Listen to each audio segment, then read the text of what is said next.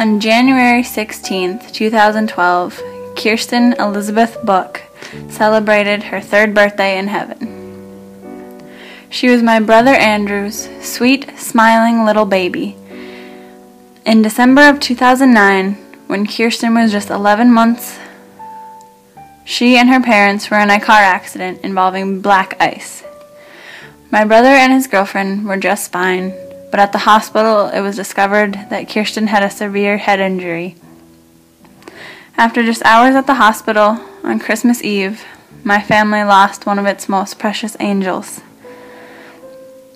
Kirstin's death devastated my family. She brought many smiles and much happiness to all who met her.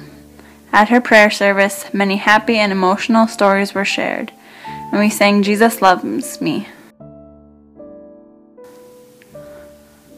One of the hardest parts at her prayer service was when my sister and I took my 6-year-old niece up to Kirstin's tiny pink casket, and she said, "I love you, Kirstin." I saw many family members cry at her funeral service that I had never seen cry before. My oldest sister, who had always been a rock in my life, was leaning on me for support. I remember at the burial service, it was so cold outside, I could hardly move. We all stood around her gravesite while the pastor spoke, then said our last goodbyes and left. I began to think about just how little time I spent with her. It was hard with my brother and me not living so close to each other. I regret not getting to hold and play with her like I've done with my other niece and nephew. The times I did spend with her, though, were special. Like one time, when my brother brought her over to my house to visit, and mine and Andrew's dogs were playing in the yard, and Kirstin was sitting in her mom's arms in her little pink snowsuit, just smiling and giggling. All the joy she brought to my family couldn't be measured. Later, I found out that Kirstin's parents made the choice to donate her organs. Kirstin was able to help men and women, ranging in age from 13 to 46, in at least 12 different states. She was commemorated on the 2012 Donate Life Rose Parade float in Pasadena, California, along with many others for her donations.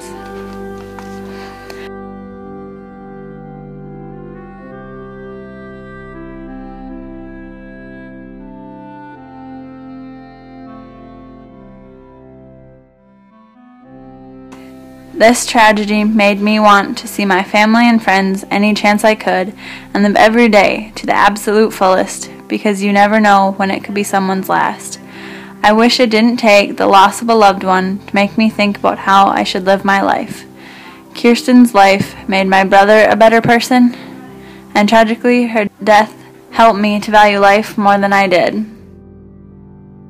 Losing my niece was hard for me and my family, but we know she's still with us, smiling, laughing, and watching us from heaven.